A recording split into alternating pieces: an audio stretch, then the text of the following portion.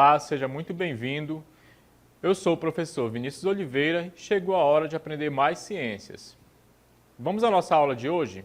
A aula 15 é uma aula de revisão e seguida da avaliação.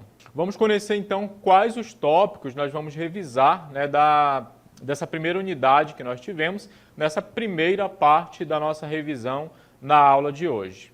Nessa primeira cartela, eu trago para vocês um conteúdo relacionado aos níveis de organização do ser humano. Observe bem na imagem nesse momento, que existem aqui diferentes seres vivos. Nós temos bactérias, plantas, um ser humano e aqui as borboletas, representando os insetos. E veja só que eles têm muitas diferenças entre eles, anatômicas, na composição. E por que será que eles têm essas diferenças? A resposta mais óbvia é que eles são compostos de elementos diferentes, mas muitas vezes eles têm elementos que são iguais ou muito parecidos. E a diferença está na forma que esses elementos se organizam, na quantidade e no nível de complexidade. Veja, por exemplo, o conceito de níveis de organização. Os sistemas vivos podem ser organizados em níveis estruturais de complexidade crescente, sendo que cada nível possui características próprias, não existentes em níveis anteriores, chamadas de propriedades emergentes, resultantes do próprio aumento de complexidade.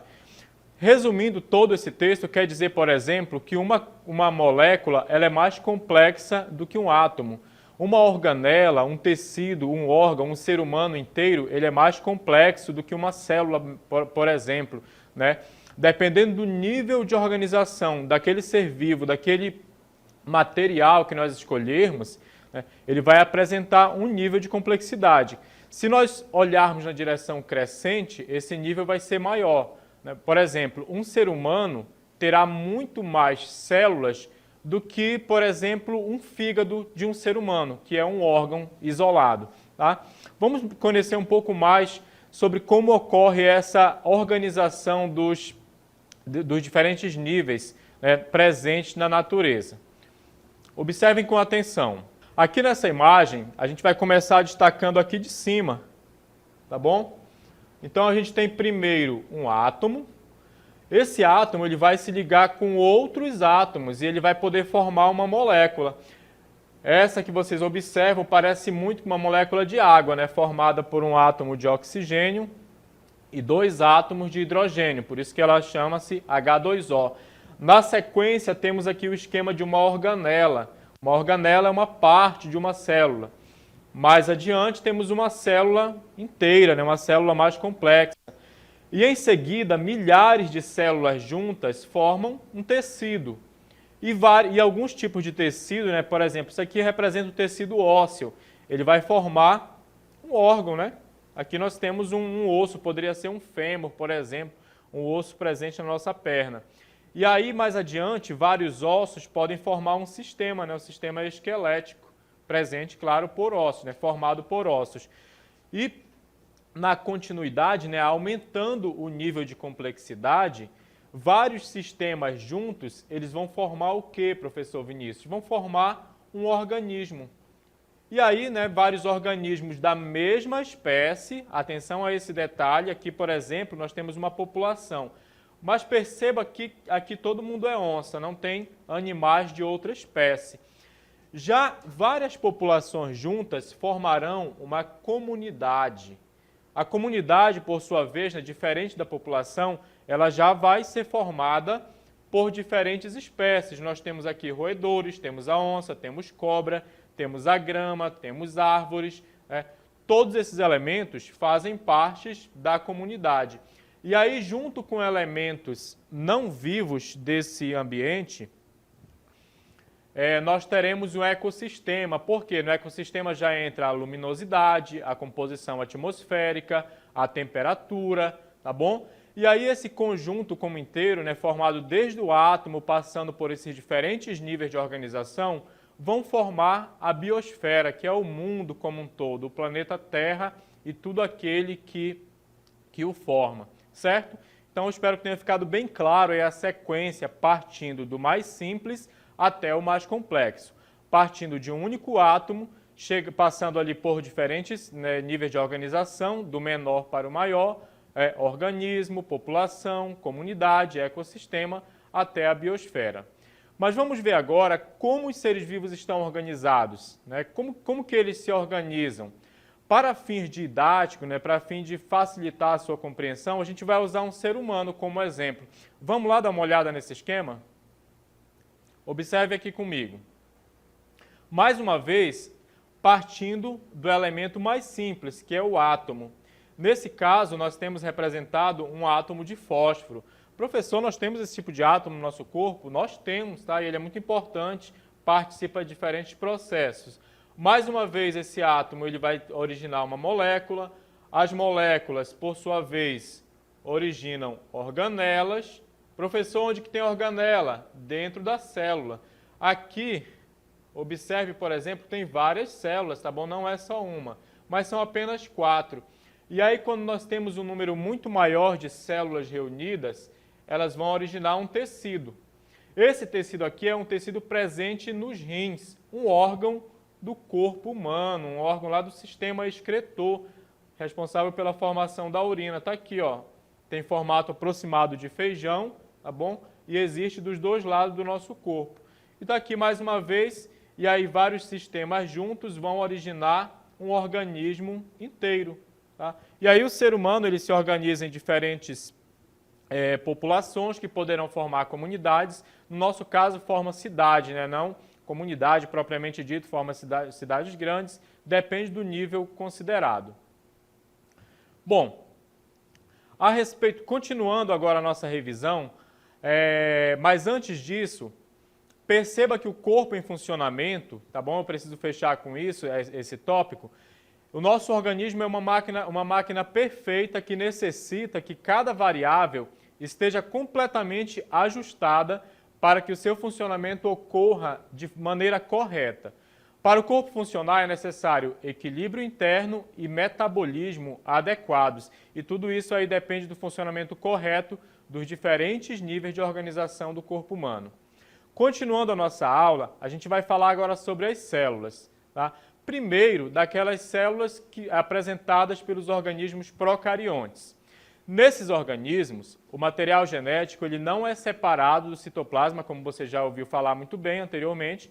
Ele não é separado do citoplasma, do resto da célula, por uma membrana nuclear, isto é, por um núcleo verdadeiro. Tá? O DNA está disperso no citoplasma. As células procariontes são tipicamente menores e mais simples em estrutura do que as células eucariontes. Os seres vivos que possuem essas células são bactérias e árqueas. As árqueas são bactérias muito primitivas, muito antigas. Tá? Tem também os organismos eucariontes. Esses são um pouco mais complexos. Tá? O material genético está contido dentro de um núcleo separado do restante das organelas. Já existe uma certa separação. Tá? É uma separação do citoplasma, que é aquele líquido que está presente dentro da célula. Tá bom? Possuem organelas membranosas internas como mitocôndrias, complexo de Golgi, retículo endoplasmático e os lisossomos. São alguns exemplos de organelas das células eucariontes, tá? Que são aquelas células que possuem núcleo verdadeiro, beleza? Continuando. São encontradas em uma ampla variedade de ambientes, desde hábitats aquáticos até ambientes terrestres, e podem ainda formar organismos unicelulares ou multicelulares.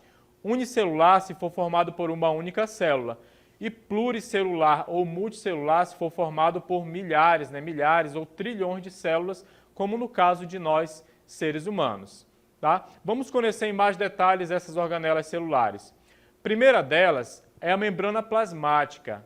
E essa organela, essa estrutura, ela tem a função, né, de regular a saída e a entrada de substâncias dentro da célula. Né? Ela funciona ali como uma barreira entre o ambiente interno da célula e o ambiente externo, o lado de fora. Mas ela pode, né, ela permite a passagem de substâncias de uma parte para outra da célula, não esqueça disso. Ela contém receptores que permitem à célula comunicar-se com outras células e com o ambiente, respondendo a estímulos externos. Vejamos agora o que o citoplasma faz, né? O que esse líquido faz. Ele mantém a forma da célula e oferece suporte para as organelas celulares, né? Ele dá sustentação às organelas de modo geral. Lembra que tem várias organelas dentro da célula. Permite ainda o movimento de vesículas e organelas dentro da célula por meio do citoesqueleto. Já o núcleo, que nós veremos agora, ele é delimitado por uma membrana nuclear dupla, ou seja, nas células eucariontes, ele tem uma membrana verdadeira, tá? Que regula a entrada e a saída de moléculas, protegendo o nosso DNA do ambiente celular externo, né? Daquilo que está fora do núcleo, tá bom? O DNA ele é muito precioso, tem a informação de tudo que deve acontecer no organismo, de como tudo deve ser formado, portanto, ele deve ser muito bem protegido. Indo adiante, nós falaremos agora da função de outras organelas celulares com uma abordagem mais focada na célula vegetal. Vejamos então, novamente, em destaque, a função da membrana plasmática, né? Enfatizando para vocês que ela separa o interior da célula do meio externo e controla a entrada e a saída de substâncias. Vocês observam nesse momento a estrutura de uma célula vegetal, que é um pouco diferente da célula animal. Tá bom? Elas compartilham muitas organelas, mas notem essa grande membrana esverdeada aí, que não está presente na célula animal. Daqui a pouco a gente fala sobre ela. Complexo Golgiense, função dessa organela, empacotamento e distribuição de moléculas. Retículo endoplasmático liso, o que isso faz, professor? Atua na produção de lipídios, que são as moléculas de gordura que estão presentes na membrana plasmática das células. Continuando, nós falaremos agora do retículo endoplasmático rugoso.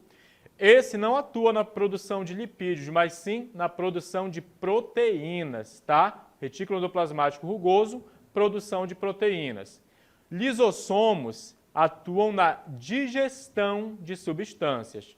Já os centríolos participam do processo de divisão celular. Eles ajudam a puxar os cromossomos, né, que são as estruturas que guardam o nosso DNA, eles ajudam a puxar o cromossomo para uma direção e para outra quando a célula está se dividindo, né, porque precisa ir DNA para uma célula e para outra.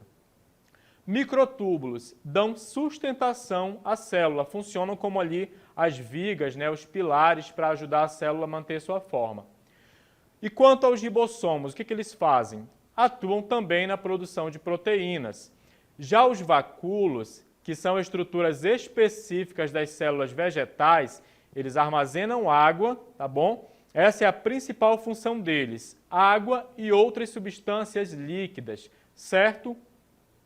As mitocôndrias, atenção aqui, gente, são as organelas celulares responsáveis pela produção de energia na célula. Todos os processos metabólicos que a célula realiza, não interessa se ela é célula eucarionte, procarionte, célula animal, célula vegetal ou célula bacteriana, ela sempre vai precisar de energia.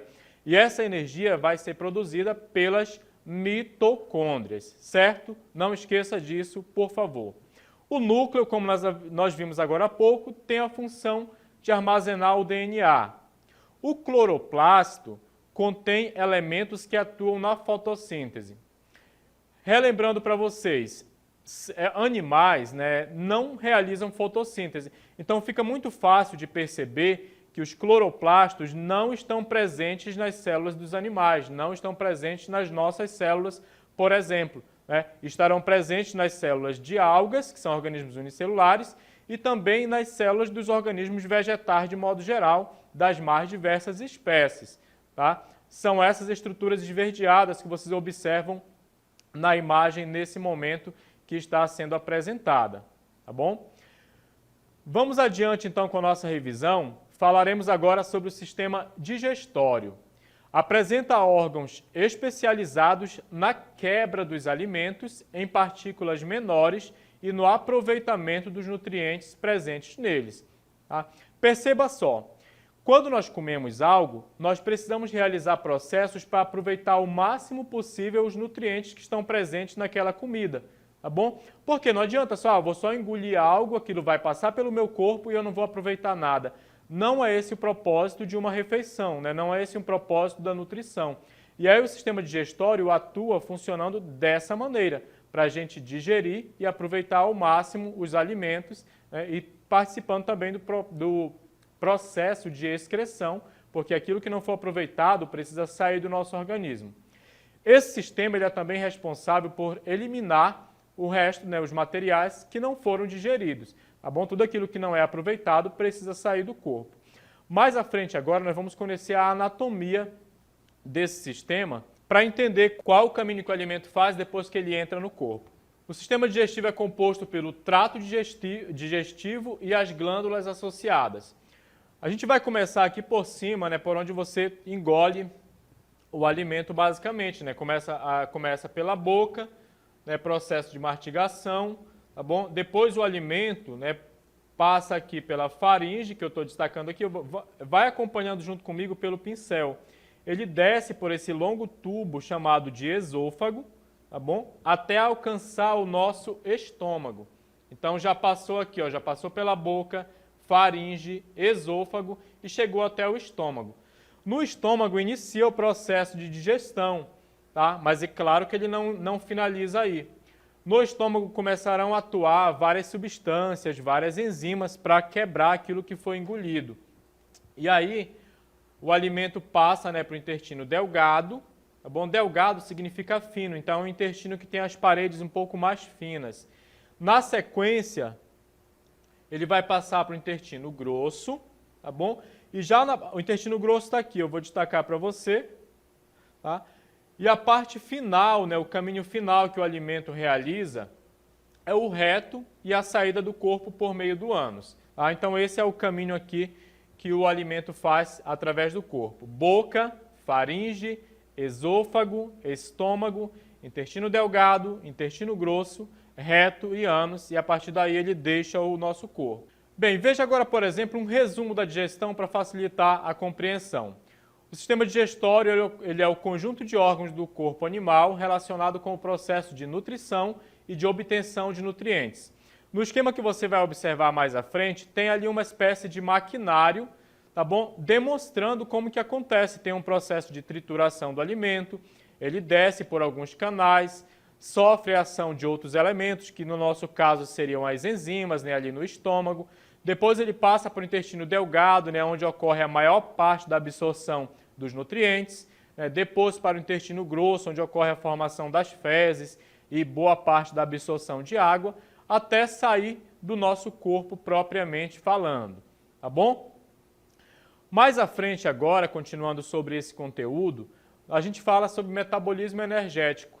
O metabolismo energético ele compreende o conjunto de reações que envolvem trocas energéticas no organismo, dentro do nosso corpo. E isso vai ocorrer em diferentes órgãos, né, em diferentes sistemas também. Para que essas reações ocorram, são necessários substratos energéticos que são provenientes da alimentação, ou seja, coisas, elementos que vieram da nossa alimentação. As principais fontes de energia utilizadas nessas reações são os carboidratos, os lipídios e as proteínas, tá? Todos eles nutrientes obtidos por meio da alimentação. As moléculas provenientes do processo de digestão dos alimentos são encaminhadas para as células, onde são oxidadas e aí ocorre a produção de energia. Professor, onde que ocorre a produção de energia? Já falei para vocês, lá nas mitocôndrias, dentro das células. Ainda a respeito desse assunto, o metabolismo basal, tá bom, relacionado aí à quantidade de energia mínima necessária para desempenhar tais funções e manter o equilíbrio, né, a homeostase. O equilíbrio do nosso corpo é chamado de homeostase, né, que é também chamado de taxa metabólica basal. A taxa de metabolismo basal pode variar de acordo, por exemplo, com o sexo e a idade. Quando nós somos mais jovens, nós costumamos ter um metabolismo mais acelerado, né, que funciona num ritmo mais veloz, mais rápido, certo? Bem, gente, essa foi a nossa revisão de hoje. Espero que tenham aí recapitulado alguns assuntos e também que tenham gostado. Até mais!